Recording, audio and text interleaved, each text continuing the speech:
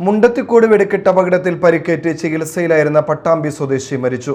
മുതുതല കോഴിക്കോട്ടിരി കുളിക്കാംവളപ്പിൽ പ്രവീണാണ് മരിച്ചത്. 90% പൊള്ളലേറ്റ് തൃശൂർ മെഡിക്കൽ കോളേജിൽ ചികിത്സയിലായിരുന്നു. അതേസമയം തൃശൂരിലെ വെടിമരുന്ന് ദുരന്തം കനത്ത ചൂട് കാരണമല്ലെന്ന് petroleum and explosive safety organisation വിലയിരുത്തൽ പുറത്തുവന്നിട്ടുണ്ട്. മുതുതല കോഴിക്കാട്ടിൽ കുളിക്കാംവളപ്പിൽ പ്രവീണാണ് മരിച്ചത്.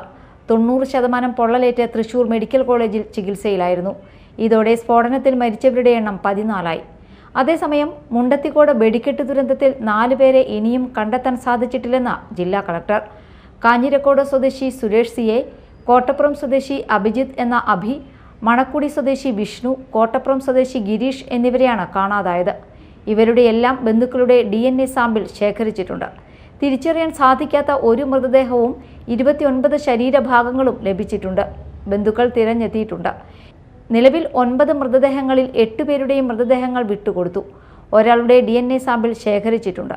DNA ഫലം 3 ദിവസത്തിനുള്ളിൽ തന്നെ ലഭ്യമാക്കും. ഒരാളുടെ DNA സാമ്പിൾ എടുക്കാൻ കാത്തിരിക്കുന്നു.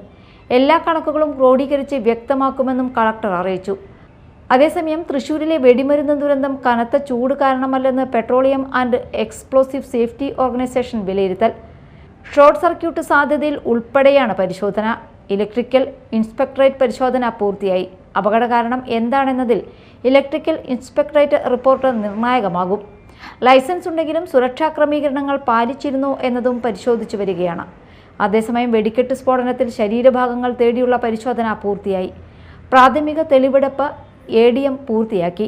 വെടിക്കെട്ട് നിർമ്മാണശാലയുടെ സമീപത്തുണ്ടായിരുന്ന കുളത്തിലെ പരിശോധനയും പൂർത്തിയായി.